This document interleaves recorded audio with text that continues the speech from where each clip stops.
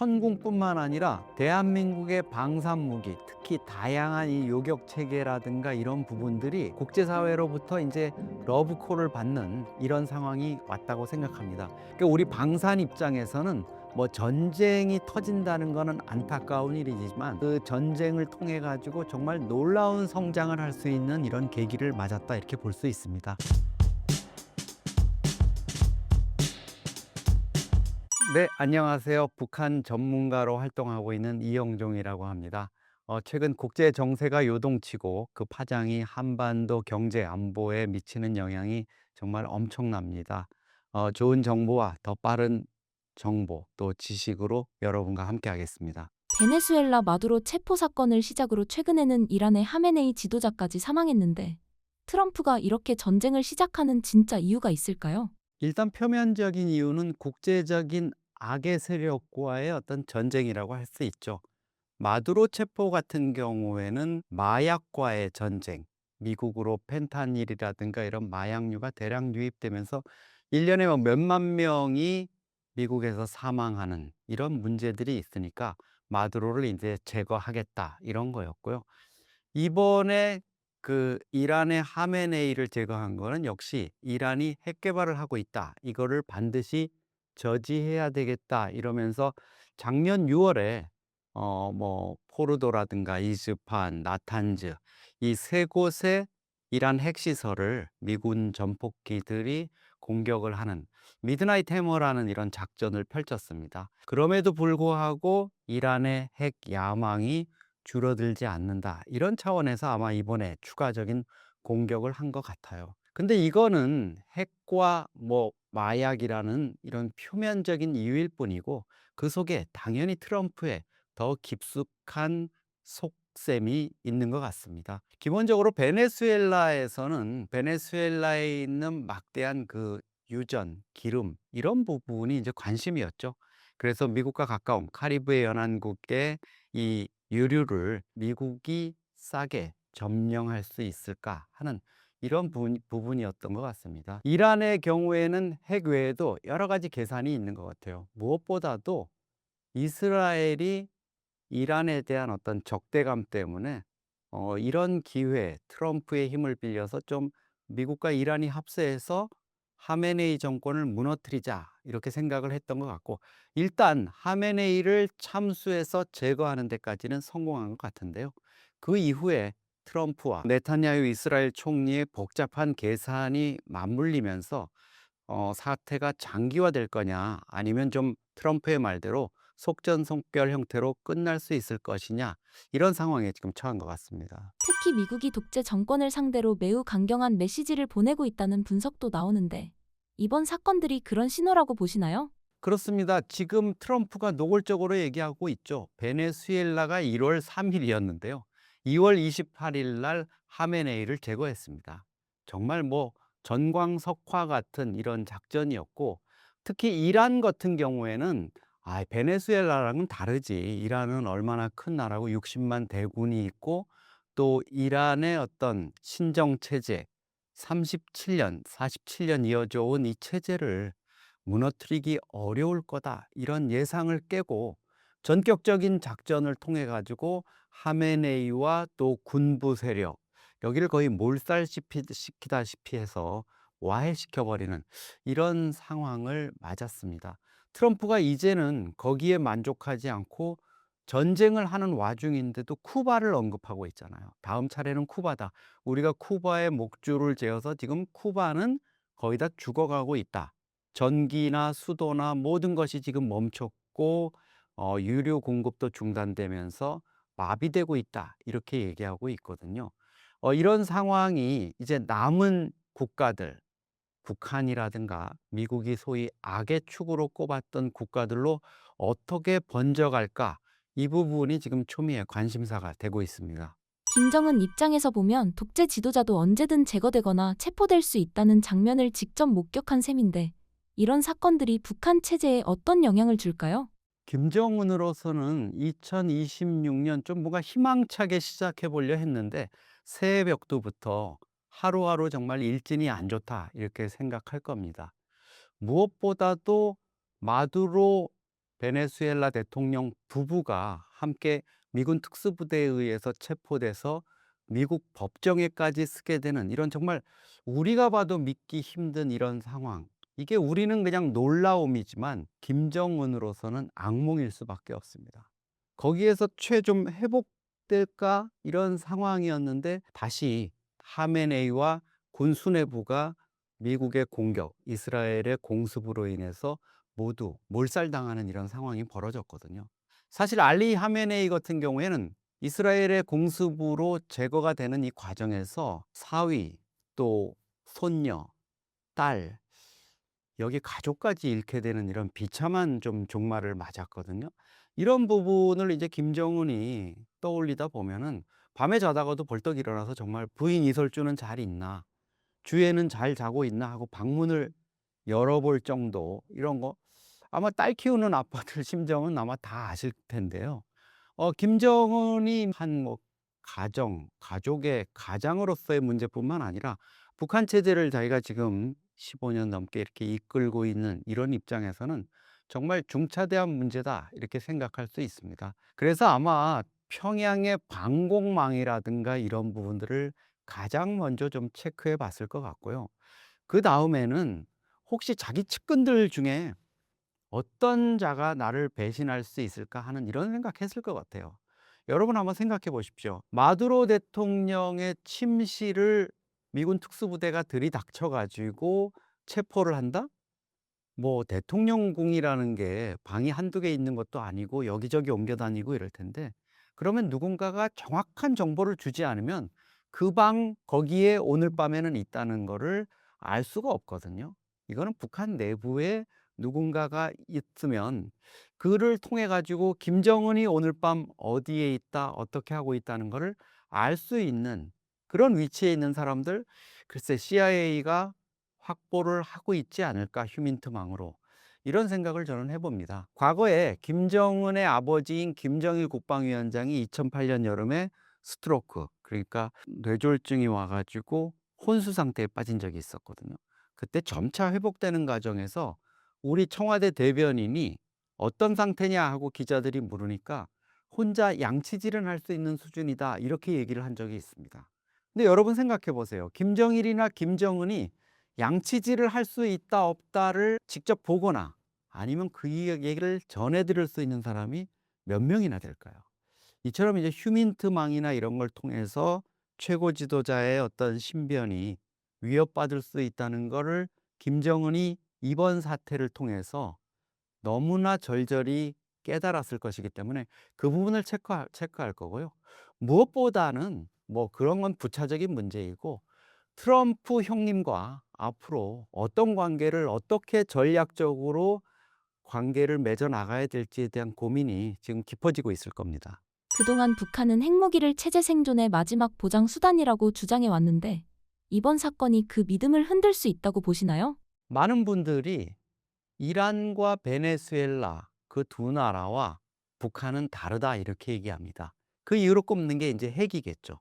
북한은 사실상의 핵 보유 국가고 트럼프도 뉴클리어 파워라고 북한을 얘기할 정도로 김정은의 핵 보유 이런 부분은 거의 사실상의 완성 단계로 접어들었다 이렇게 볼 수 있습니다. 그런데 그거는 어떻게 보면 좀 우리식의 생각일 수도 있습니다. 당하는 사람의 입장, 김정은의 입장에서 보면 나는 핵 있으니까 든든해. 트럼프든 미군이든 특수부대든 뭐든 또 정밀 타격 미사일이든 상관없어. 나를 건드리지 못해. 이렇게 정말 자신할 수 있을까요? 저는 요즘 북한 관영 매체들이 김정은의 공개 활동이나 이런 모습들을 내보내면서 김정은의 웃는 모습을 자주 내보내거든요. 이게 역설적으로 북한 체제가 당면한 고민, 김정은이 지금 어떤 불안한 상태인지를 드러내고 있는 게 아닌가 이런 생각을 합니다. 김정은 입장에서는 한국의 일부 전문가들이 북한은 핵이 있으니까 괜찮을 거야 하고 얘기하는 이런 걸 전해 들으면서 정말 남의 일이라고 애속도 모르고 너무 편하게 얘기한다. 이렇게 생각할 수도 있을 겁니다. 김정은이 이번 이란 공습 사태를 보면서 또 그 이후에 벌어지는 미국과 이스라엘, 이란과의 전쟁 상황을 보면서 다시 한번 절절히 느낄 겁니다. 이 핵이라는 게 가지고 있으면 폼은 나지만 실제 전쟁에서는 정말 이게 무엇에 쓰는 물건이고 할 정도로 쓸모가 없구나 이런 생각을 할 겁니다. 지금 중동에서 벌어지는 상황은 대부분 보면 정밀 요격 무기와 그거를 막아내기 위한 방어 무기, 그리고 드론이라든가 이런 공습들, 그리고 또 호르무즈 해협에서 벌어지는 해군 함정들 간의 어떤 싸움들, 이런 것들이지 핵을 가지고 뭐가 관련되는 이런 부분이 아니고요. 이란이 아마 핵을 가지고 있었다 그래도 저는 상황이 크게 바뀌지는 않았을 거라고 봅니다. 지금 미국이 이란의 핵시설들에 대한 어떤 핵물질을 마지막에 수거하기 위한 이런 지상군 투입까지도 검토한다고 하고 있는데요. 이란으로서는 그런 부분들보다는 재래식 무기에 있어서의 어떤 열세들, 그리고 미군의 정보력, 그리고 정밀 타격 능력, 압도적인 군사력, 이런 거에 지금 함몰돼서 저런 수세적인 국면을 맞고 있지 않나 이런 생각이 듭니다. 김정은으로서도 아마 이런 점을 참조해서 자신의 핵 보유 이런 부분에 못지않게 재래식 무기, 북한에서 상용 무기라 그러는 이런 쪽을 좀 개발하고 정비하는 데 초점을 맞추지 않을까 이렇게 생각이 듭니다. 이란 전쟁이 길어지면 김정은은 어떤 행동을 할 가능성이 가장 높을까요? 이란전이 길어지면요. 일단 트럼프의 대북 집중력이 약화됩니다. 작년 10월로 우리가 돌아가 보면 트럼프가 경주 에이펙 아텍 협력체 정상회의에 와가지고 뭔가 북한에 구애를 하는 모습을 보였어요. 계속 러브콜을 보내면서 나 여기 와 있다, 지금 만나자 이랬습니다. 김정은이 끝내 거부했죠. 아마 지금은 때가 아니라고 생각했을 겁니다. 트럼프는 그럼에도 불구하고 어떤 약간의 사실 굴욕적인 모습을 받았을 수도 있는데 그냥 이번에는 타이밍이 맞지 않았다 하고 워싱턴으로 돌아갔습니다. 3월 31일, 이제 얼마 남지 않았죠. 트럼프가 미중 정상회담을 위해서 베이징을 방문하게 됩니다. 미중 정상회담에서 뭐 여러 가지 이란 사태라든가 베네수엘라 사태, 또 우크라이나 전쟁까지도 아마 논의를 할 겁니다. 미중 간의 관세 문제라든가 무역 전쟁에 대한 해법도 논의하겠죠. 그런데 트럼프의 머릿속에는 여전히 바로 옆 동네 평양에 김정은이가 있는데 한번 만나볼까? 이런 생각을 하겠죠. 온 김에. 그런데 만약에 트럼프가 중동전, 이란의 어떤 반격이라든가 이란 이슬람 혁명 수비대의 공습으로 인해서 미군 희생이 늘어나고 미국 내에서 반전 여론이 일어나고 호르무즈 해협이 봉쇄돼 가지고 장기화되는 상황에서 유가가 뛰고 국제 경제가 엉망이 된다.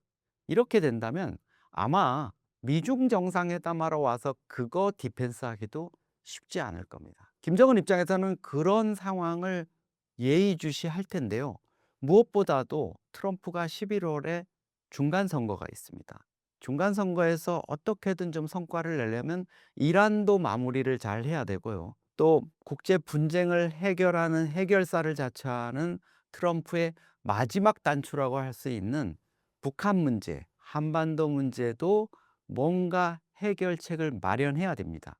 그래야 중간 선거도 이기고 또 올해 말에 가서 자신이 그토록 바라던 작년에 불발됐던 노벨 평화상을 받을 수 있거든요.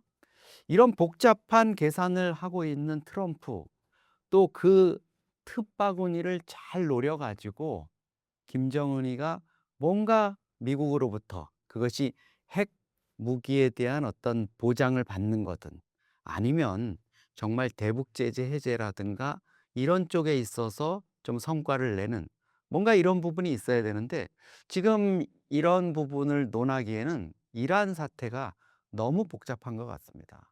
아마도 김정은으로서는 절묘한 타이밍을 노려가지고 트럼프의 귀에 쏙닥쏙닥 해가지고 이란의 하메네이를 제거한 네탄야후의 지혜를 좀 배우려 할지도 모르겠습니다. 북한이 이란 전쟁에서 실제로 얻어갈 수 있는 군사적 이득이 있을까요? 반대로 이란 전쟁에서 잃게 되는 게 있다면요?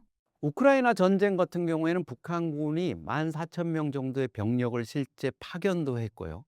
푸틴이 거기에 대한 반대 급부로 뭔가 북한에 대해서도 군사 기술이라든가 이런 것들을 지원했습니다. 또 북한군이 대규모로 가서 실전 경험을 쌓으면서 많은 전술적인 또 전략적인 효과를 얻었을 겁니다. 그게 당연히 뭐 드론 전력이라든가 이런 것들을 운용하는 걸 배운 거, 이거는 한반도 유사시에 우리한테도 큰 위협이 될 수 있습니다. 이란에 대해서는 북한이 아마 전쟁에 개입하거나 이러기는 쉽지 않은 상황일 겁니다. 지금 미국과 이스라엘 또 중동 국가들이 총력을 다해 가지고 이란에 맞서고 있는 상황인데, 여기서 뭐 이란에 뭐 극단적으로 병력을 파견한다든가 무기라든가 이런 걸 지원한다는 건 상상할 수 없겠죠. 그건 뭐 트럼프의 심기를 건드리는 정도가 아니라 정말 잠자는 사자 코털을 뽑는 이런 위험한 짓이 되기 때문에 그런 쪽의 가능성은 거의 없어 보입니다. 다만 북한과 이란이 1980년대부터 전통적으로 군사적 동맹을 주축으로 하는 어떤 연결고리를 가져왔다는 거, 이게 좀 우려되긴 합니다. 사실 이란은 북한의 뒤를 그대로 밟아왔어요.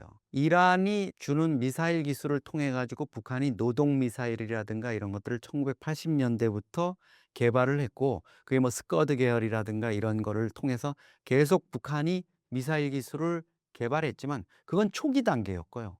어느 정도 가서는 이란이 북한으로부터 배우는 단계가 됐습니다. 그래서 국제 정치학자들은 지금 북한의 존재를 이란의 앞길을 비추는 불빛이라고까지 얘기를 하거든요. 그대로 따라가고 있습니다. 독재 체제, 신정 체제 이런 것들이 계속 이어지고 있고, 뭐 이번에 알리 하메네이가 죽고 나서 모주타바 하메네이, 차남이 지금 권력을 승계했거든요. 이거 보면서 아마 북한은 '정말 우리 따라하네?' 이런 생각도 할 수 있을 겁니다.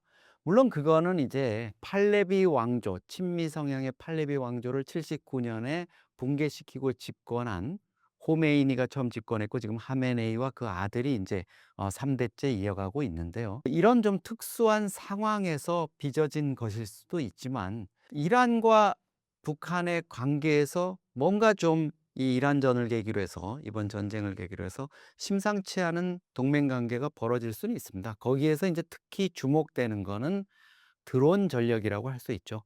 북한이 그동안에 이란이 우크라이나전 지원을 위해 가지고 러시아에 보냈던 드론이라든가 이런 것들을 통해서 북한도 이란 샤헤드 136이라든가 이런 전형적인, 미군도 이번에 이걸 카피해 가지고 전쟁에 투입했을 정도인데, 그런 저가형 자폭 드론을 많이 북한도 지금 개발하고 있거든요.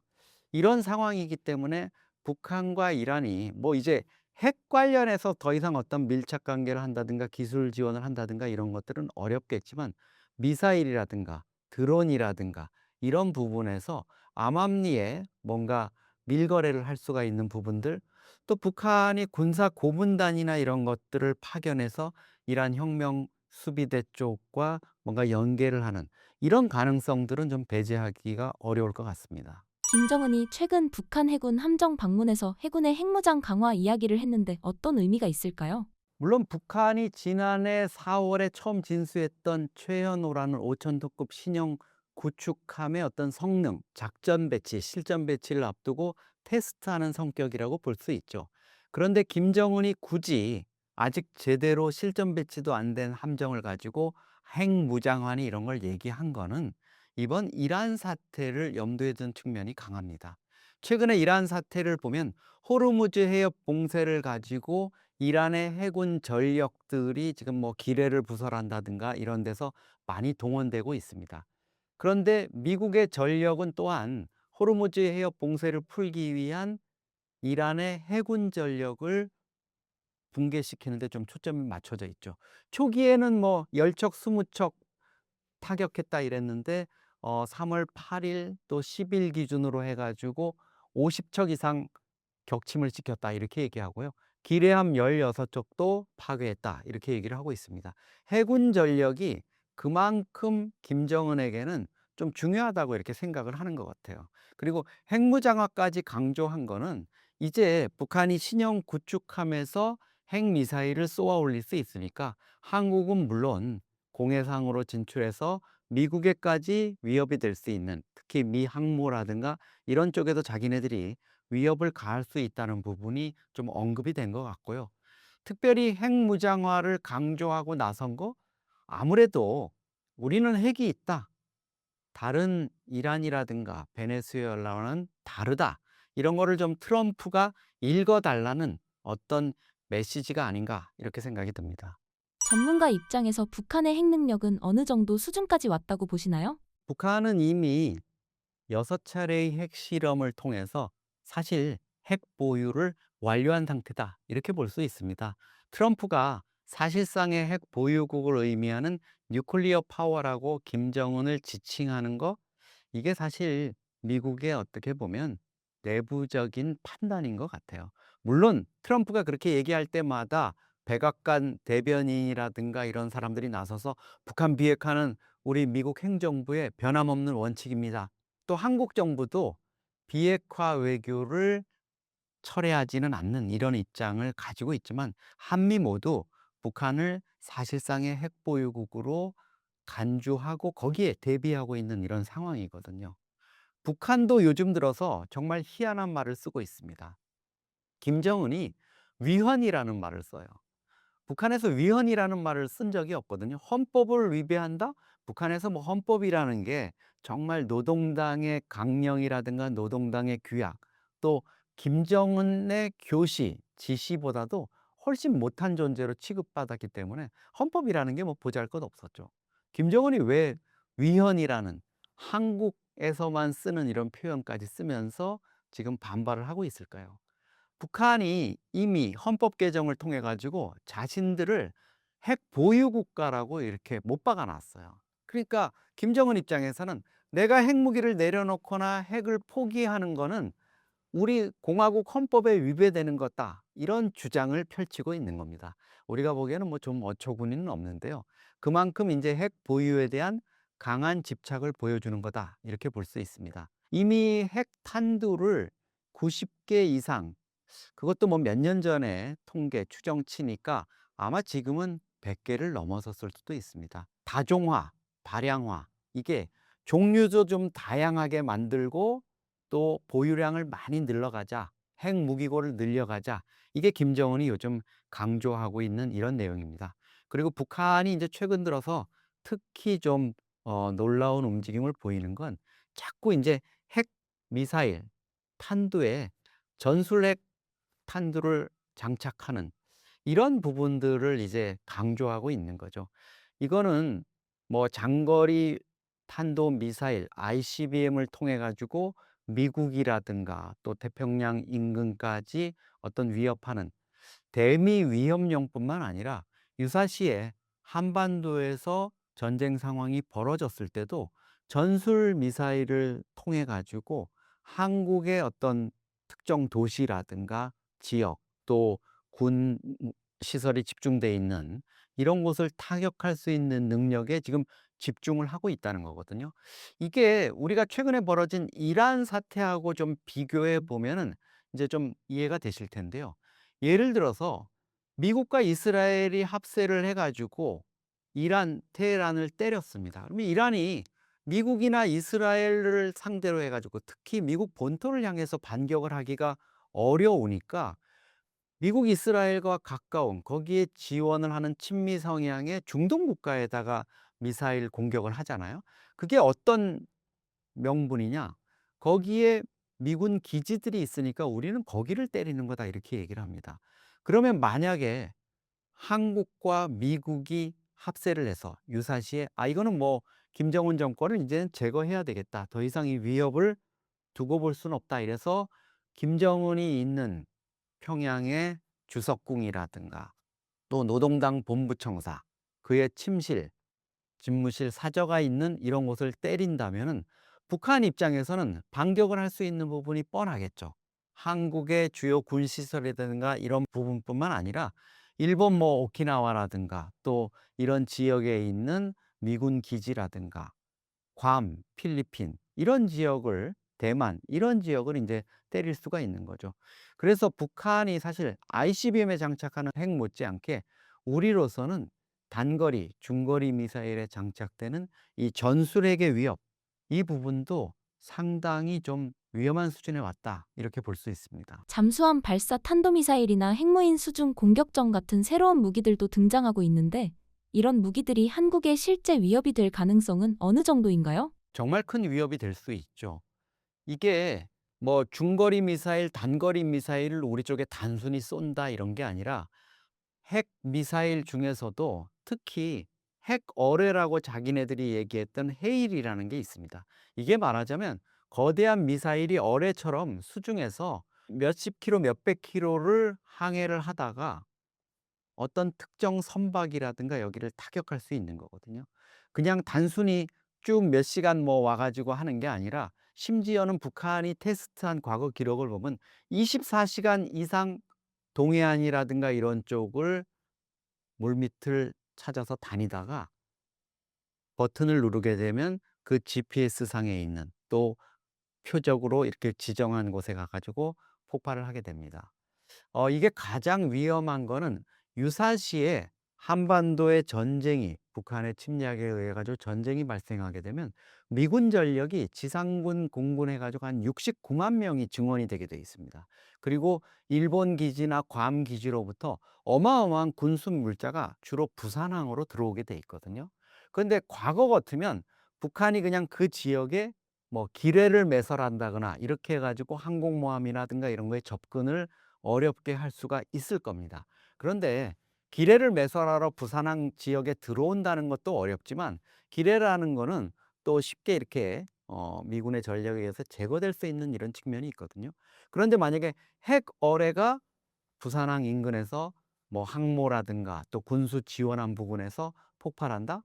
이렇게 되면 우리가 영화 해운대 같은 데서 봤듯이 어마어마한 해일이 일어나는 거죠. 그러니까 뭐 선박이 부딪혀서 폭발하고 침몰한다 이게 아니라 그 지역에 있던 군함이라든가 지원함이라든가 모든 그 장비들이 이 해일에 의해 가지고 큰 피해를 입게 되고 그렇게 되면은 한반도에 대한 군수 지원이 이루어지지 않는 겁니다. 이 부분이 인제 우리 군에서는 가장 우려하는 부분이고요. 그 밖에도 김정은은 뭐 밥 먹고 뭐 하겠습니까? 거기가 무슨 다른 신경 쓸 게 없잖아요, 북한 체제라는 게. 그러니까 북한의 과학자들이든가 모든 국가 역량, 체제 역량이 이런 부분에만 맞춰지는 거죠. 어떻게 무기를 개발하고 어떻게 유사시에 한국이나 미국을 공격하고 이런 부분만 지금 촘촘하게 이렇게 짜여지고 있는 이런 상황입니다. 이라는 핵무기를 완성하기 전에 공격을 받았다는 점에서 북한과 상황이 다릅니다. 북한은 이를 어떤 교훈으로 받아들일까요?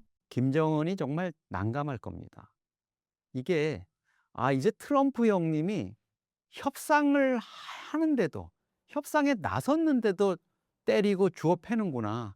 이거 어떻게 해야 되지? 이런 생각을 할 거예요. 그동안에 김정은의 셈법은 이랬죠. 상당히 뭐 트럼프가 지금 나와의 대화, 또 북한 핵이라든가 북미 관계를 위해 가지고 뭔가 생각을 하고 있는 것 같다. 계속 구애를 하고 있네. 이런 모습들. 그리고 동해안에 내가 지어 놓은 원산 갈마 리조트 거기에 대해서도 되게 막 너는 정말 멋진 해변과 리조트를 가졌다면서 탐을 내고 있네.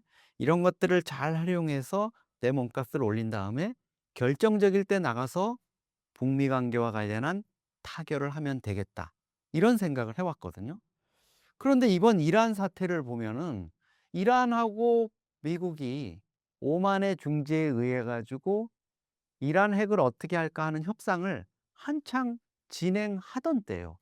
중동 특사인 위트코프 특사도 왔고 또 트럼프의 사위까지 와 가지고 뭔가 협상에 무게를 실으면서 잘 될 것 같은 이런 느낌을 받았습니다. 그리고 트럼프가 심지어 "다음 주에는 협상에서 더 좋은 진전이 있을 거다." 이렇게 연막을 쳤는데 2월 28일 날 새벽에 급작스러운 공격으로 이란 최고 지도자 하메네이가 몰살을 당했어요. 김정은 입장에서는 미국의 실체, 미국의 이 전략을 다시 한번 봐야 되겠다 이렇게 생각을 할 겁니다. 김정은으로서 더욱 난감할 수밖에 없는 건 2월 하순 그러니까 2월 19일부터 25일 사이에 열린 북한 노동당 9차 대회에서 미국에 대한 전략을 자기가 잘 짰어요. 얼마나 오랫동안 고민했겠습니까? 그래서 미국이 우리와 대화를 하겠다면은 우리도 거기에 마다하지 않겠다. 이런 시그널을 보냈어요. 한국에 대해서는 정말 엄청난 독서를 쏟아부으면서도 미국에 대해서 트럼프에 대해서 여태껏 한마디 비난을 안 하고 있거든요. 그렇게 뭔가 잘 만들어 가지고 25일 날 발표를 했는데 사흘 뒤에 하메네이를 전격적으로 제거를 했습니다. 김정은 입장에서는 '아 이거 이틀 가지고는 안 되겠네. 다시 한번 짜 보자.' 3월 말에 베이징에 오는 트럼프 형님하고는 어떻게 해야 되지? 지금 상당히 좀 어려운 상황에 처해 있습니다. 하지만 핵 개발 때문에 북한 경제는 계속 어려워지고 주민 불만도 커지고 있습니다. 핵이 오히려 체제 불안정성을 키우는 측면도 있다고 보시나요? 저는 김정은이 핵을 지켜보면서 정말 아버지인 김정일과 할아버지인 김일성을 원망하고 있을 거라고 생각합니다. 그 노력과 그 정성이면은 또 70년대까지 북한이 한국보다도 오히려 잘 살고 사회주의 경제를 통해 가지고 소련이나 중국으로부터 지원을 받아서 나름대로 산업화의 틀도 이루고 가던 이런 시기에 제대로 좀 정책적인 노선만 잘 잡았으면, 중국이나 베트남 정도로만 개방하고 이렇게 했으면 지금 달랐을 텐데, 이런 생각할 겁니다. 왜 평양에는, 북한에는 삼성전자나 현대차 같은 기업이 없을까? 이런 생각도 할 거예요. 그러면서 '야 정말 이거 할아버지 아버지가 부실 기업을 나한테 물려줘서 나한테 이렇게 고생을 시키는구나.' 이렇게 생각을 할 겁니다. 사실 지금 북한이 겪고 있는 모든 어려움의 근본은 핵입니다. 그 핵이 있는 거죠. 북한이 본격적으로 어려워진 게 핵 개발을 본격화하고 핵실험을 하면서 국제사회, 특히 미국 주도의 대북 제재가 촘촘해지면서였습니다. 이제는 정말 뭐 석탄을 내다 팔 수도 없고, 하다못해 송이버섯 캐고 조개 가지고 중국이나 일본에다가 수산물, 농산물 수출하던 것도 다 막혀 버렸습니다. 국제 금융망에서 북한이 거래를 한다는 거 상상을 할 수 없게 됐죠. 그러다 보니까 국제사회의 대북 인도 지원마저도 이제 끊기는 이런 상황이 됐습니다. 김정은으로서 또 다른 방법이 없다 보니까 그냥 이제는 "외부의 지원이라든가 이런 거 바라지 마라." 이러면서 주민들을 정말 궁지로, 인제 대량 아사의 상황으로 이렇게 내몰고 있는 겁니다. 북한 주민 2,500만 명 중에 40%인 1,100만 명이 만성적인 굶주림에 시달리고 있다고 하거든요. 이게 뭐 한두의 유엔의 통계가 나온 게 아닙니다. 그리고 북한의 교역량, 연간 교역량이 한국 교역량의 488 분의 1 이에요. 500대 1의 격차를 보입니다. 북한이 연간 GDP, 국내 총생산이라고 하는 액수가 43조 7천억인데 이게 우리 삼성물산이나 네이버의 시가총액 정도밖에 안 됩니다. 북한의 2,500만이 뭐 공장에서, 협동농장에서 1년 내내 생산한 게 한국의 중견기업 10총밖에 안 된다는 건, 이건 정말 비극이죠. 앞으로가 더 문제입니다. 지금 트럼프는 과거에 국제사회에서 미국이 악의 축으로 지목했던 이라크, 이란을 제거했습니다. 그리고 마지막 남은 게 북한이죠. 뭐 그 이후에 시리아라든가 또 쿠바라든가 다른 몇몇 국가들이 악의 축에 들어오기는 했습니다만 북한이 타겟이 될 수도 있고요. 트럼프와 아무리 지금 교섭을 잘 해 놓는다, 또 핵을 가지고 뭔가 좀 잘 만들어 놓는다 이래도 트럼프 임기가 이제 3 년여 남았습니다. 트럼프 다음에 과연 트럼프처럼 북한을 이해하고 김정은과 사이가 좋다 그러고 그런 미국 대통령을 또 만날 수 있을까요? 김정은의 마음이 다급해질 수밖에 없을 겁니다. 북한이 핵을 계속 늘리는 것이 결국 핵보유국 지위를 인정받으려는 전략으로 볼 수 있을까요? 그렇습니다. 북한은 핵 보유국으로 국제사회로부터 인정받는 거를 지상 목표로 삼고 있어요. 그리고 아이러니하게도 북한이 미국을 그렇게 미워하고 불구대천의 원수라, 그리고 주민들에게 80년에 걸쳐서 미 제국주의를 타도하자는 그거 하나로 지금까지 북한 체제를 이끌어 왔는데, 김정은과 북한 수뇌부의 마음속에는 미국으로부터 인정받으려는 갈망이 너무도 강합니다. 사실 북한 지도부들, 핵심 인사들, 북한의 뭐 노동신문에 일하는 정말 당성 좋은 또 기층 세력이잖아요. 거기 만나서 미국에 대해서 이렇게 내밀한 얘기를 하다 보면 그 사람들의 어떤 미국에 대한 선망 이런 게 있어요. 또 절대 힘으로는 어쩔 수 없다는 이런 게 있습니다. 이렇게 얘기하죠. "아 우리 힘으로 미국에 어떻게 당하겠어요. 말로는 우리가 반미를 얘기하지만 실제로는 이루어질 수 있는 게 없어요." 이렇게 얘기를 합니다. 그런 의식들이 퍼져 있고 김정은도 사실 2018년 싱가포르에서 김정일을 2018년 싱가포르에서 트럼프 대통령을 만났을 때 미국으로부터 인정받고 싶다는 이런 메시지를 던졌습니다. 그러니까 지금은 그동안 북한이 정말 어렵게 이렇게 개발해 온 핵, 허리를 쫄쫄 졸라매면서 굶어가면서 만들어 온 핵을 인정받는 게 급선무고요. 그걸 위해서 필요한 게 지금 무엇이겠습니까? 핵을 정말 많이 자꾸 생산하는 것이고요. 그거를 다양한 형태로 이제 변형시키는 거죠. 작년 12월 말에 김정은이 북한의 8,700톤급 핵 잠수함을 만들고 있다면서 공개한 것도 선체를 공개한 것도 그런 일환이라고 보시면 되겠습니다. 만약 한국이 핵무장이 가능해진다면 북한과 비교해서 수준이 어느 정도 차이나게 될까요? 핵 개발이라는 것도 어떻게 보면 국가 전체의 과학기술 역량이 집결되고 그거를 떠받쳐 줄 수 있어야 한다고 생각을 합니다. 그리고 군사적 분야에서의 핵뿐만 아니라 민수 분야, 민간 분야에서의 핵을 소위 말하는 평화적 이용의 어떤 기술적 기반이 있어야 그게 서로 맞물려서 돌아갈 수 있다고 생각하거든요. 한국 같은 경우에는 원자력 발전소를 짓고 또 가동하고 안전하게 그거를 또 회귀하고 셧다운 시키는 이런 기술까지 완벽하게 갖추고 있고 이걸 뭐 중동 국가뿐만 아니라 세계 각지로 수출을 하는 단계까지 이르렀습니다. 말씀드리자면 평화적 핵 이용에 있어서는 이제 세계 최고 수준에 올라갔다고 볼 수 있죠. 작년 10월 에이펙을 계기로 해서 미국이 이제 한국에 핵 추진 잠수함 S1 소형 원자로 이거의 인제 가동 이런 부분을 족쇄를 풀어 줬기 때문에 앞으로 이런 부분에 있어서 군사적 핵 활용 이런 부분에 있어서도 상당히 인제 진전이 있을 거라고 봅니다. 북한 같은 경우에는 지금 모든 분야를 핵에만 집중시켜 가지고 그 분야만 지금 덩그러니 성장을 시켜 놓은 상태고요. 그거를 유지하거나 또 그거를 민간으로 파급해서 조금 더 좋은 기술적인 완성도를 높이는 이런 부분에서는 미약하다고 볼 수 있죠. 과거에 북한이 전력이 부족하다 그래 가지고 우리가 캐도라는 기구를 만들어서 국제사회와 함께 함남 심포에 경수로 발전소를 만들어 준 적이 있거든요. 물론 짓다가 북한의 합의 위반으로 중도 하차했지만 그만큼 북한은 핵 분야에 있어서는 자기네들이 "핵 국가로 인정받겠다." 이렇게까지 얘기를 하면서도 민간 분야에 경수로 발전소 하나 만들 능력이 없는 이런 상태라고 볼 수 있습니다.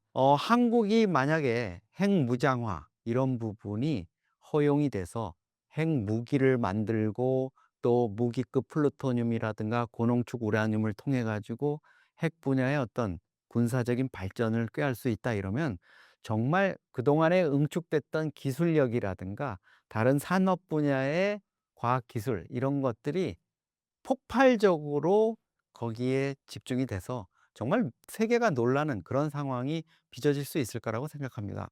물론 이거는 우리가 국제사회로부터 핵을 군사적으로 이용할 수 있는 이런 부분에 허용이 될 경우인데요. 국제사회가 현실적으로는 그런 거를 우리 한국에다가 허용할 가능성은 높지가 않은 이런 상황입니다. 최근 김여정은 노동당 부부장서 부장으로 승진했는데 북한 권력에 어떤 바람이 불고 있는 건가요? 오빠인 김정은 입장에서 "야, 너 부부장 차관급 지금 9년이나 했다. 야, 이제 승진할 때 되지 않았니?" 하고 한 자리 올려준 것 같아요. 그러면서도 결코 권력의 핵심부에는 넣지 않았습니다. 만약에 여동생인 김여정을 정말 노동당의 핵심 부서에 넣는다? 이러면 아마 조직 지도부라는 노동당 내의 노동당이라는 이런 조직의 책임자를 맡겼을 거예요. 그런데 사실 김여정이 이제 37살에 불과합니다. 그러다 보니까 다른 노회한 이런 간부들을 제치고 너무 핵심 포스트에 놓기는 어려웠겠죠. 그러다 보니까 총무부장이라는 자리에 앉혔어요. 총무부장이라는 게 원래는 그 안에서 뭐 그런 거 아니겠어요? 월급 주고 뭐 그 안에 사무 관리하고 이러는 부분이었을 텐데 아마 이번 김여정은 그거보다는 조금 더 권한을 준 것 같습니다. 그래서 여러 가지 최근에 대외 입장을 내고 한미 합동 훈련에 대해서 뭐 담화를 내고 이러는 거 보면 노동당 부부장 명의로 나오거든요. 이런 측면으로 볼 때는 일단 그동안에는 차관급으로 오빠의 입 역할을 하던 데서 장관급, 부장급으로 노동당의 대변인 역할을 한다. 이렇게 볼 수가 있겠습니다. 그리고 이제 김여정이 사실 북한 권력 내부에서 부장이 되면서 뭔가 좀 대단한 위치로 갔느냐. 이런 부분에 대해서는 저는 좀 회의적입니다. 물론 노동당 대회 개막일에는 김여정이 부부장이었으니까 저쪽 오빠 뒤에 한 두 번, 세 번 자리 뒤쪽에 앉아 있었는데 부장이 된 다음에는 오빠 바로 뒷좌석에 앉아서 내가 이제 우리 오빠의 실세 측근이야 하고 아무도 나를 무시 못해 이런 거를 좀 과시했는데요. 그 이후의 행보를 보면 조카 김주애라든가 또 신의 올케 사이인 김정은의 부인 이설주와의 관계와는 확연한 차이를 보이고 있습니다. 그러니까 김정은과 이설주 그 사이에 김주애 이렇게 포스트가 된 이런 자리에는 김여정이 근접을 못하는 것 같더라고요. 이걸로 볼 때 김정은 입장에서는 너 오빠가 한 계단 승진시켜서 너 체면은 좀 차려주고 너가 하고 싶은 거 좀 다 해봐. 그런데 내가 지금 생각하는 거 있잖아. 주애를 후계로 만들려는 이런 부분에 너가 거기에 뭐 관여를 한다거나 또 거기에 견제 세력이 된다거나 이런 거는 좀 허용하기가 어렵다. 이렇게 분명히 선을 그은 것 같습니다. 11일 노동신문에 김정은이 김주애와 함께 상황실 모니터를 통해 미사일 최연호 시험 발사를 지켜보는 모습이 담겼는데요. 센터장님은 북한에 잇따른 전략순항 미사일 시험 발사를 어떻게 분석하고 계신가요? 3월 3, 4일 날 김정은이 남포조선소에 있는 최연호라는 오천토급 구축함을 찾아서 거기에서 어 함대지 미사일이라고 할 수 있죠. 순항 미사일을 발사하는 이런 장면을 참관했습니다. 근데 그때는 김주애가 빠졌었어요. 아마 김정은이 직접 나가서 좀 이 미사일이 제대로 작동하고 있는지 또 실전 배치를 앞두고 있는 최연호가 가동하는지를 한번 살펴본 것 같습니다. 특히 2월 28일 이란 공수분해에서 하메네이가 사망하고 이란과 미국 이스라엘 간의 전쟁이 본격화하던 시점이니까 김정은 입장에서는 군사 대비 태세를 한번 살펴본다는 의미도 있었겠죠. 그런데 그 이후에 김정은이 며칠 만에 다시 그 최연호 함선에서 미사일이 쏘아 올려지는 장면 이거를 참관했는데요. 이번에는 김주애를 데리고 나왔습니다. 근데 여기서 좀 제가 눈여겨 본 거는 남포조선소 뭐 평양에서 사실 가깝습니다. 우리 서울에서 인천 정도고 북한에 뭐 교통체증 이런 거 없고 김정은 차로 한 30분에 달려가면 될 거리인데 김정은이 현장에 나가질 않았어요. 김정은이 참관하는 이런 영상이라든가 사진을 보면 아마도 노동당 본부청사에 있는 지하 벙커 같아요. 창문이 하나도 없고 이런 시설에서 상황판, 아마 전쟁 상황이라든가 이런 걸 지켜보는 그 모니터를 통해서 본 것 같습니다. 이거는 뭐 김정은이 앞에 3, 4일 날 내가 갔다 왔는데 뭐 또 나가야 돼? 이런 차원일 수도 있었겠지만 사실 이란, 이스라엘 전쟁 미국까지 개입돼 있는 이 전황이 지금 상당히 심각해지면서 김정은이 공개 활동을 조금 자제하는 게 아니냐. 그래서 좀 지하 벙커라든가 이런 데서 주로 활동을 하고 이렇게 좀 노출될 수 있는 상황 이런 거를 최소화하려는 거 아니냐. 이런 측면에서도 좀 볼 수 있겠습니다. 최연호 미사일 시험 발사 참관을 비롯해서 주해의 활동이 더 활발해졌습니다. 주해가 김정은의 다음 후계자로 정해진 것과 다름없을까요? 지금 선거로 말하면 유력에서 이제 확정으로 접어든 단계다. 이렇게 보셔도 될 것 같습니다. 무엇보다도 대한민국 정보기관인 국가정보원이 여러 가지 첩보를 토대로 해서 김주애가 후계 수업을 받고 있다. 이렇게 보도한 게 2024년 7월이었거든요. 그런데 최근 국정원이 다시 국회 정보위에 이제는 내정 단계다 이렇게까지 얘기했어요. 내정 단계라는 건 이제 돌아가기 어려운 단계로 접어들었다는 거고, 이거는 우리가 뭐 북한 매체가 공개하는 사진이나 영상을 통해서 가시적으로 좀 볼 수 있는 부분도 있지만, 그거 말고도 한미 정보 당국이 대북 감청이라든가 또 북한의 휴민트망을 가동한다든가 하는 다양한 방법으로 결론을 내린 거다. 이렇게 볼 수 있겠습니다. 사실 뭐 일부에서는 여전히 김주의 후계에 대해서 좀 회의적인 시각들, 또 설마 뭐 그렇게 어린애가, 여자애가 그렇게 될 수 있겠어 하는 이런 시각들을 보이고 있는데, 북한이 지금 김정은이 주애를 후계로 만들기 위해서 이 쏟고 있는 이런 좀 열정, 이런 것들을 보면요. 대단합니다. 돌아갈 수 있는 수준이 아닌 것 같아요. 사실 노동당 대회를 마치고 바로 직후에 김정은이 뭘 했냐 하면요. 소총을 하나씩 자기 핵심 간부들한테 한 20-30 명한테 줬습니다.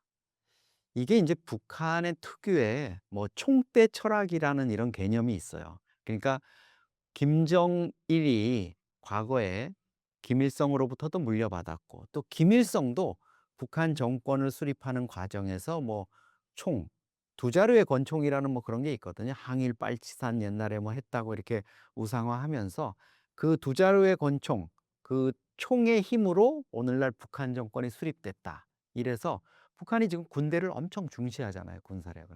그런 맥락에서 아마 노동당 대회를 마치고 새로 임명한 간부들에게 총을 주면서 이 총으로 나를 또 노동당을 이제 지켜라, 이런 메시지를 전달했는데, 그 총을 주는 그 총기 증명서를 김주애가 챙겨가지고 하나하나 전달을 하는 엄청 중요한 역할이거든요. 그냥 단순히 우리 수상하는데 보조하는 수준이 아니라 그 역할을 맡았습니다. 그리고 더 놀라운 건 그 총을 주고 나서 곧바로 야외 사격장에 나가서 사격을 했어요.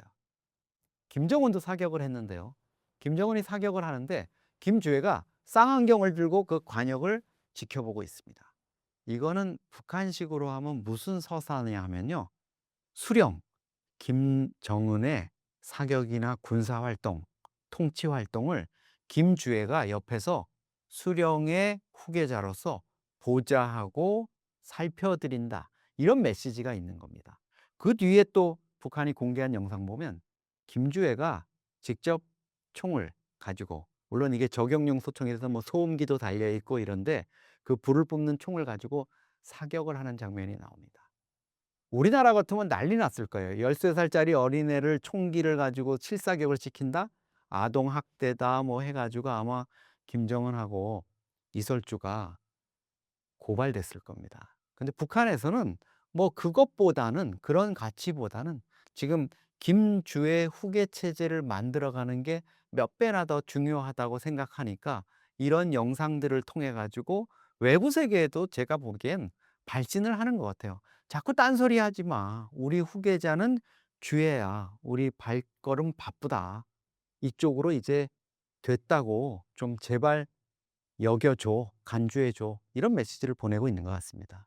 북한 권력의 속성을 보면 후계 경쟁 과정에서 숙청이나 내부 권력 투쟁 가능성도 배제할 수 없을 것 같은데 실제로 어느 정도 현실성 있다고 보십니까? 김정은이 누구보다도 잘 알고 있겠죠. 그 실체와 그 마음을 알고 있을 겁니다. 김정은이 원래 후계자 순위에 들지를 못했었죠. 이복형인 김정남, 그러니까 김정일 국방위원장이 여배우 성혜림과 낳은 장남이에요. 당연히 장자계승의 전통에 따라서 김정남이 후계자가 됐어야 되죠. 그런데 김정남은 2000년대 초에 일본 나리타 공항에 가짜 여권을 가지고 아들 부인과 함께 입국하다가 국제적인 망신을 삽니다. 아이를 뭐 디즈니랜드에 좀 구경시키려고 갔다 이런 설이 있고 그것 때문에 김정일 국방위원장의 눈밖에 났다 이런 얘기도 있습니다. 그런 다음에 김정은의 친형인 김정철이 이제 후계자 반열에 올랐어요. 근데 김정철도 사실은 여러 가지 좀 뭐 병이 있고 또 여성스러운 측면 뭐 이런 것 때문에 후계자로서 맞지 않다. 이렇게 해 가지고 탈락을 했죠.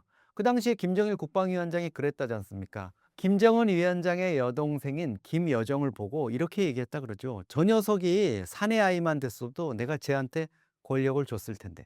그러니까 사실 김정은보다도 여동생인 김여정이 권력에 대한 어떤 야욕이라든가 이런 게 다 강했다고 볼 수 있어요.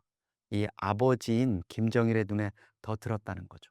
하지만 뭐 그렇게 되기 어려운 상황이다 보니까 결국은 막내 아들인 김정은한테 이제 최고 권력 자리가 온 겁니다. 그런데 그 과정에서요. 이복형인 김정남이 평양에 우암각이라는 자기 별장이 있었어요. 그래서 마카오에 살면서 들어오고 이랬는데 김정철과 김정은이 이 김정남, 이복형을 제거하기 위해서 우암각이라는 별장을 습격하는 이런 상황도 벌어졌습니다. 죽고 아니면 죽이는 이런 권력 암투가 그때부터 시작된 거고요. 결국 그게 어떻게 됐습니까? 2017년 말레이시아 쿠알라룸푸르 공항에서 김정남이 김정은이 보낸 공작원에 의해 가지고 독살당하는 이런 상황이 벌어진 거죠. 권력은 형제 간에도 핏줄 간에도 나누지 않는 거다. 이게 분명한 거 이런 것들이 지금 사례들로 입증이 되고 있고요. 김정은 입장에서는 지금 여러 가지 생각하겠죠. 만약에 내가 지금 급변 사태로 죽거나 어떤 유고 상태에 빠질 경우에 어떻게 될까? 주에 저 13살인데 너무 어린데 이설주 부인이 저걸 수렴청정할 수 있을까? 어렵거든요. 그러면 이제 거기에 견제되는 세력은 여동생인 김여정일 수가 있습니다. 그러면 방법은 한 가지죠. 김여정이 자기를 도와 가지고 그동안에 나름대로 국정 통치의 경험이 곁눈질로라도 배운 경험이 있는 김여정이 좀 김주애가 성장할 때까지 뭐 7 년, 10년 이렇게 통치를 하다가 넘겨주는 방법이 있을 텐데요. 김여정이 그 권력욕이 뛰어난 김여정이 순순히 그거를 정말 어니스트하게 그대로 자기가 권력을 유지하다가 주애한테 물려줄까? 이런 부분은 김정은도 아마 '아 그러기는 쉽지 않을 거다.' 이런 생각을 할 겁니다. 그 외에도 김정남, 독살당한 김정은의 이복형 김정남의 아들인 김한솔이 지금 미국으로 망명해 가지고 이제 95 년생이니까 뭐 31, 32 됐나요?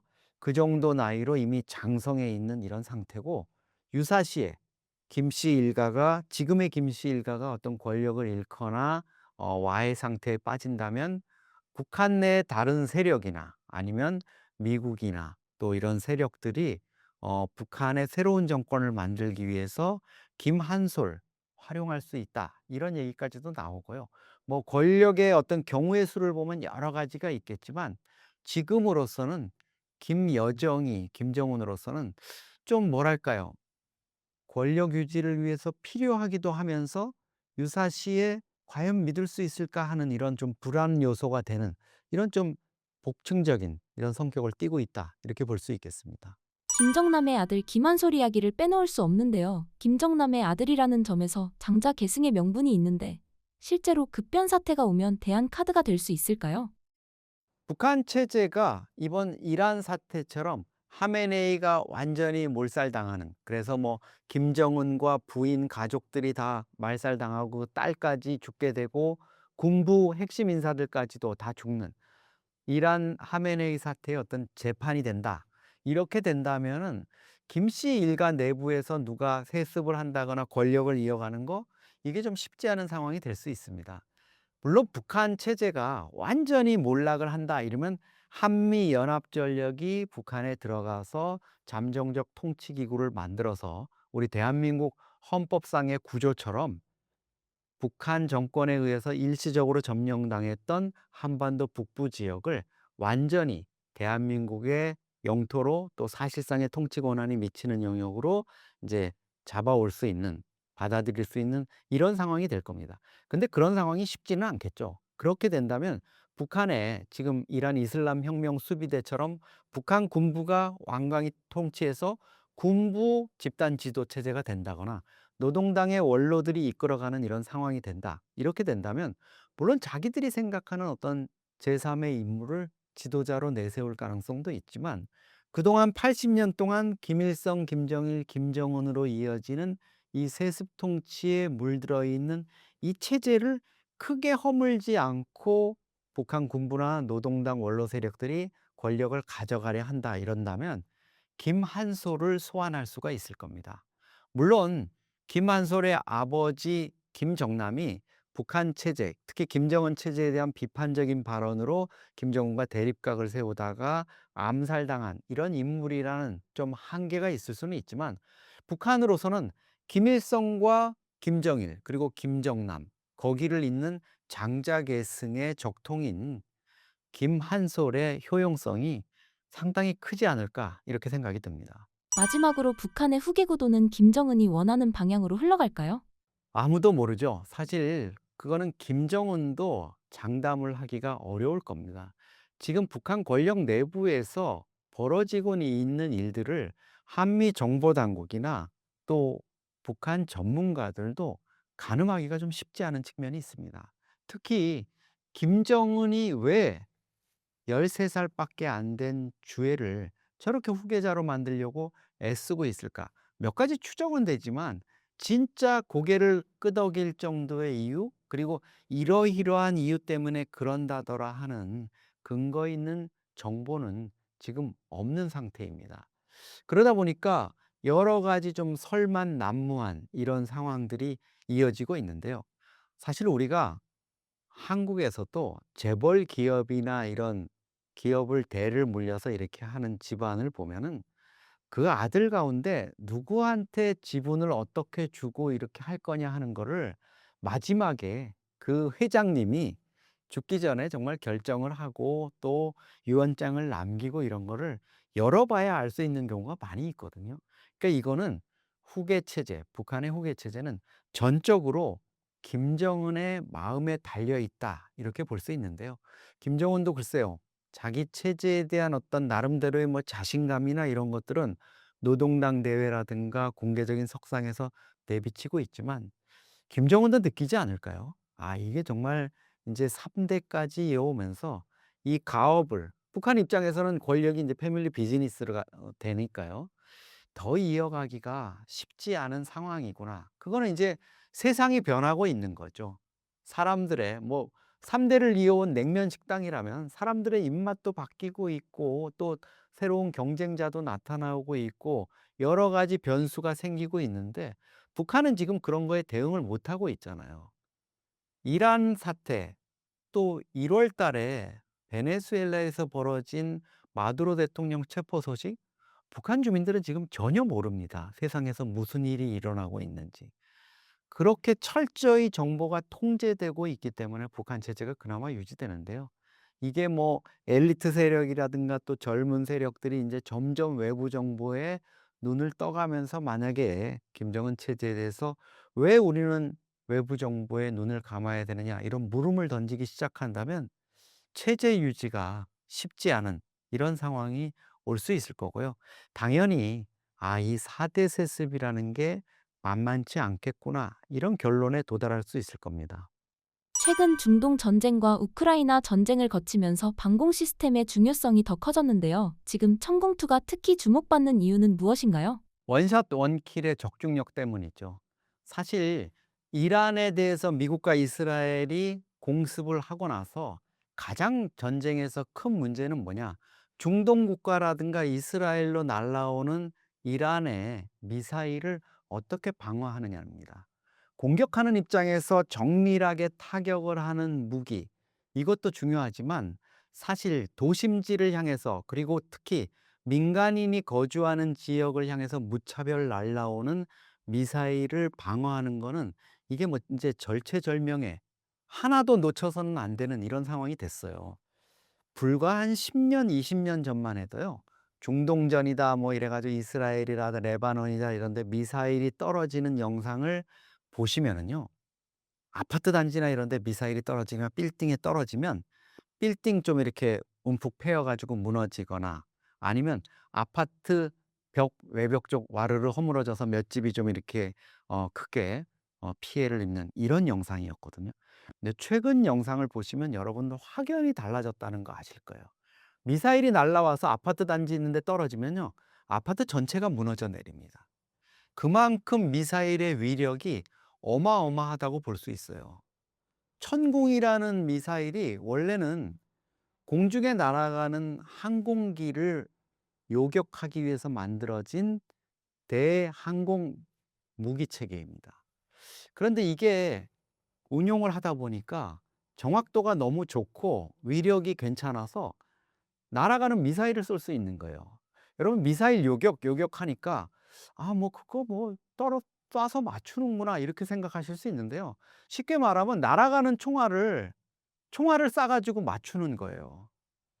천궁2가 감당하는 미사일 요격 능력이 되게 마하한 5 안팎, 음속의 5배 정도로 날아가는 그런 미사일을 쫓아가서 맞추는 거거든요. 이게 그냥 우리가 말로 생각하는 것과 '야 도대체 이런 기술이 가능해?' 이런 영역이 있었던 건데 이거를 우리 한국의 방산 기술이 뛰어넘은 거죠. 그동안에는 그냥 '아 이거 뭐 미국이 갖고 있는 패트리엇하고 비슷한 짝퉁 무기라는데 그거 베껴서 만든 거라는데 어디 뭐 그거보다 가성비 좋다니까 좀 도입해 놓을까?' 이렇게 해 놨어요. 아랍에미레이트 가져갔습니다. 근데 이번에 이걸 한번 이용해 가지고 막아 보니까 어마어마한 방어율을 기록을 한 겁니다. 그러다 보니까 지금 중동의 각 국가뿐만 아니라 세계 각국에서 "야 천궁을 다시 보자. 이게 도대체 뭐냐?" 해 가지고 난리가 났고요. 더불어서 방산주가 뛰고 이 해당 업체가 지금 난리가 나니까 이 천궁 소식만 들리면 정말 국뽕이 차오르는 이런 상황이 벌어지고 있습니다. 천궁2는 흔히 한국형 패트리어트라고 불리는데 실제 성능과 가성비를 고려하면 어느 정도 경쟁력이 있다고 보시나요? 가성비 끝내줍니다. 미국 패트리엇이 한 발 가격이 놀라지 마십시오. 60억 원입니다. 그런데 우리 천궁2 단돈 15억 원입니다. 그러니까 우리가 지금 이번 이란 사태를 계기로 해서 여러 가지 무기 체계를 하는데 뭐 자폭형 드론, 미국의 미사일이라든가 이런 거에 비해서 상당히 저렴합니다. 단돈 얼마? 3천만 원이에요. 그러니까 자폭형 드론 저가형 이러니까 우크라이나에서 쓰는 뭐 100만 원, 200만 원짜리 이런 자폭 드론 생각하실 수가 있어요.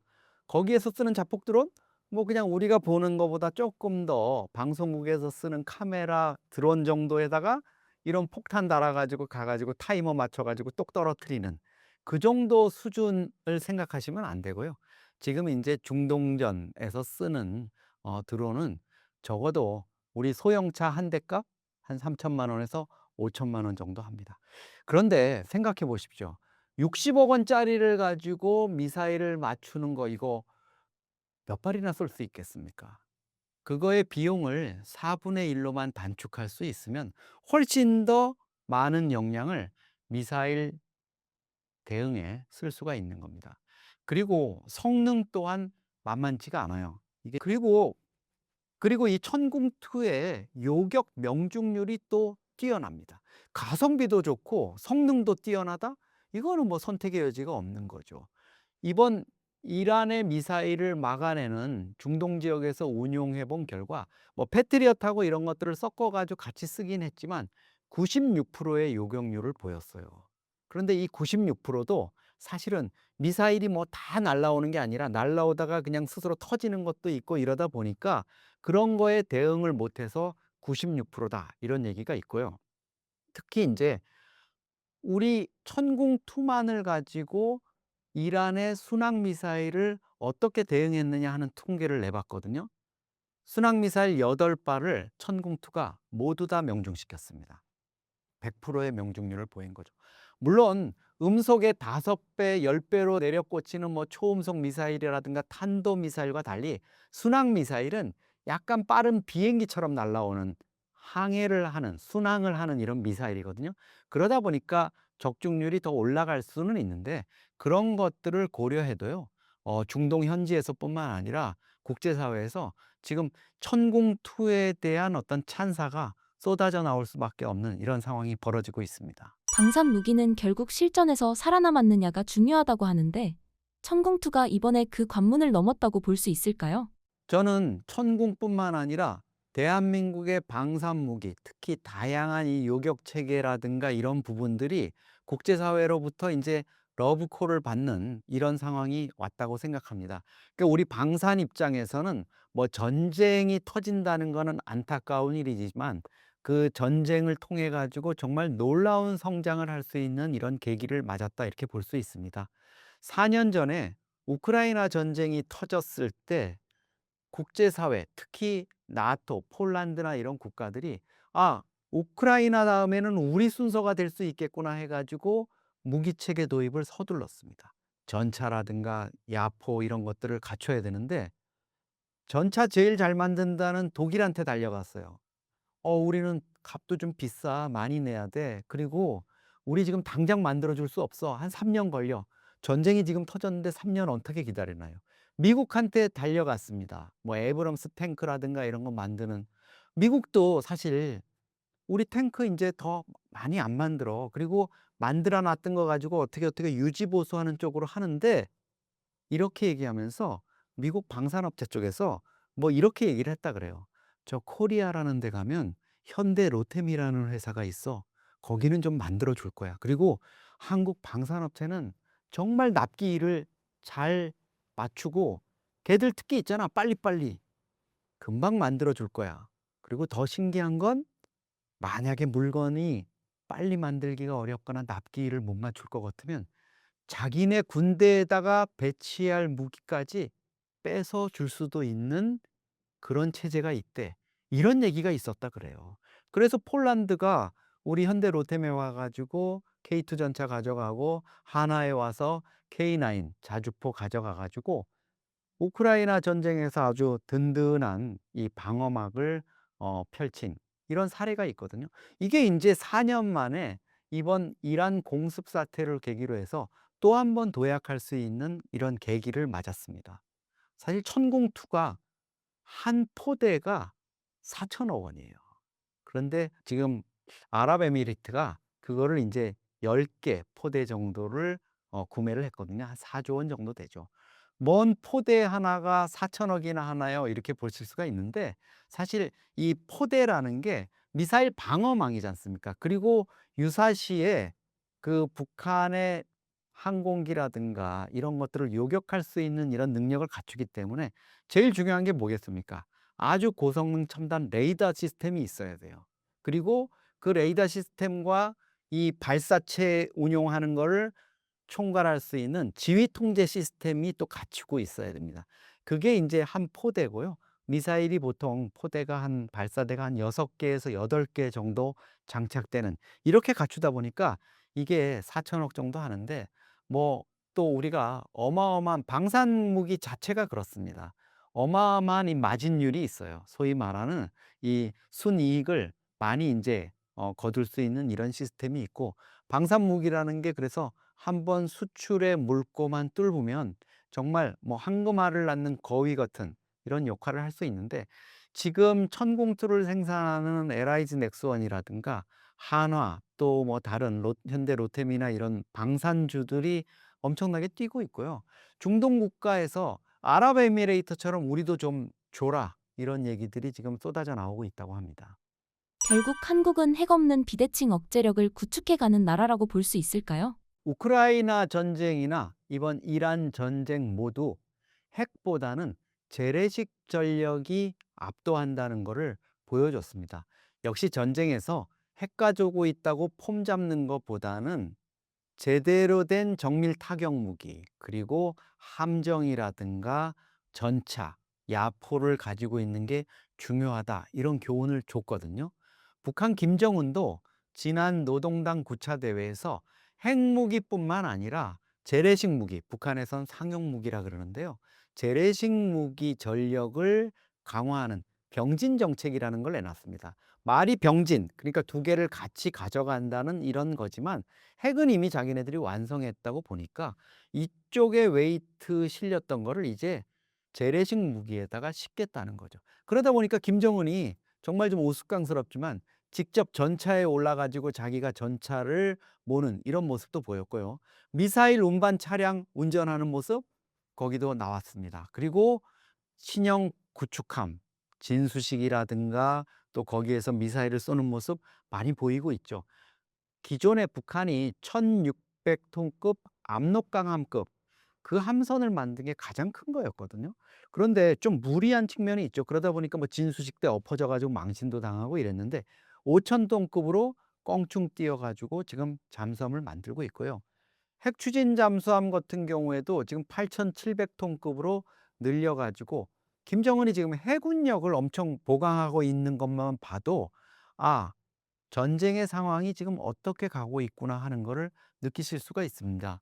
우리도 지금 비록 핵을 가질 수 없고 핵무기를 운용할 수 있는 이런 상황은 아니지만 그거는 뭐 미국의 핵우산, 좀 요즘은 좀 우산이 든든하지 않고 약간 구멍도 좀 뚫릴 것 같고 왠지 불안하긴 합니다. 그렇지만은 뭐 한미 동맹을 토대로 한 이 핵우산으로 북한의 핵을 좀 억제하는 이런 상황으로 가고 있는 그 상황에서 이제는 재래식 무기, 전력 이런 쪽을 강화하는 쪽에 매진을 하고 있는 이런 분위기입니다. 사실 우리 입장에서는 그동안의 초정밀 타격 무기라든가 뭐 여러 가지 이런 시스템들을 워낙 좀 발전을 시켜왔기 때문에 이거를 더 첨단화, 고도화하는 쪽으로 가고 있고요. 이게 대북 억지력이라든가 이런 군사적인 측면 뿐만 아니라 방산산업 전체를 좀 끌어올려 가지고 국제사회에서 인제 하이엔드 제품을 좀 만든다는 거죠. 기존에는 가성비로 승부하는 이런 체제였다면 서방 국가가 자랑하는 어떤 첨단 그 미사일이라든가 또 다른 무기 체계를 뛰어넘을 수 있는, 압도할 수 있는 이런 쪽으로 가고 있다는 거죠. 특히 최근 들어서 뭐 우리가 주목하고 있지만 미국의 트럼프 정부도 또 미군도 한국 해군의 또 우리 조선 능력, 함선 건조 능력 이런 거에 주목해 가지고 우리한테 미군 함정, 노후 함정의 수리, 보수, 유지, MRO 같은 거를 맡기고 있거든요.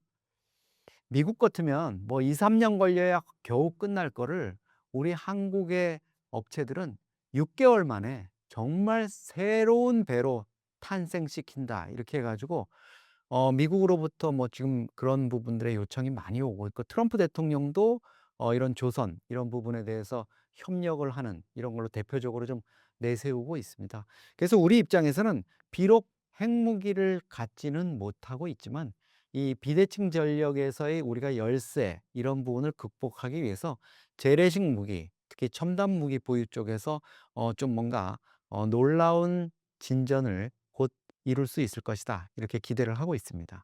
중동 국가들이 지금 천공투 같은 방공망에 관심을 가지는 이유는 단순히 성능 때문인가요? 아니면 미국, 이스라엘 무기를 대체할 현실적 선택지이기 때문인가요? 지금 중동 국가들 입장에서는 이번 이란의 미사일 공습 이런 부분들을 철저하게 막아내는 이런 과정에서 한국 무기의 어떤 진가를 좀 맛본 것 같아요. 그동안에는 이제 고고도 미사일 같은 경우에는 아주 높은 데서 그 미사일을 요격하는 데는 사드, 그러니까 우리 성주에도 배치됐었던 고고도 미사일 방어 체계를 쓰고 저층 방어 같은 경우에는 미국의 패트리어트 미사일을 썼어요. 팩3라 그러는.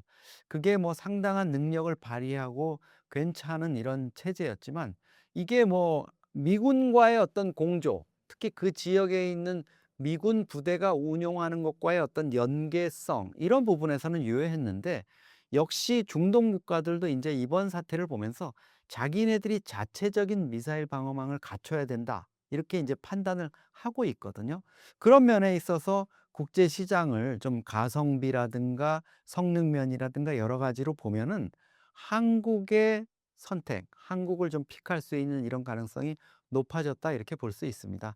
이란이 뭐 미사일 방어망인 아이언돔이라든가 이런 것들을 가동했는데 사실 이번에도 보니까 이란의 어떤 새로운 전술, 그러니까 미사일을 쏘기 전에 엄청난 자폭형 드론이라든가 이런 것들을 투입해서 군집 드론 형태로 날려보내 가지고 좀 그 방공망 또 미사일 방어망을 무력화시켜서 그게 일부 뚫리는 이런 상황들이 이제 벌어졌고, 그래서 이스라엘도 사실 아비브 같은 데 이제 떨어져 가지고 상당한 피해를 입었거든요. 그러니까 미국이야 뭐 계속 패트리엇 체계라든가 사드 체계를 가지고 그걸 방어를 한다 이렇게 하겠지만, 다른 여타 국가들 경우에는 한국의 이 천궁2 이런 무기 체계에 좀 관심을 갖지 않을까 이렇게 생각이 듭니다. 신사임당 구독자분들께 한마디 부탁드립니다. 네. 지난 겨울 봄이 되면은 좀 정세가 요동칠 거라 이렇게 말씀드리면서도 사실 북미 정상회담의 가능성이라든가 이런 부분에서 뭔가 좀 '봄이 오면 풀려나가지 않을까.' 이렇게 생각했는데, 말 그대로 정말 출래불사춘입니다. 봄이 왔는데도요. 국제사회의 분쟁이라든가 이런 거는 더 번져가는 것 같고, 특히 이번 이란 사태는 국제 분쟁이라든가 이런 사태들이 국제 경제뿐만 아니라 우리 주식이라든가 유가라든가 경제 전반에 엄청난 파장을 미친다는 이런 좀 교훈을 남긴 것 같습니다. 앞으로도 국제 정세 또 북한의 움직임과 관련한 정확한 정세와 정보로 여러분들을 찾아뵙도록 하겠습니다.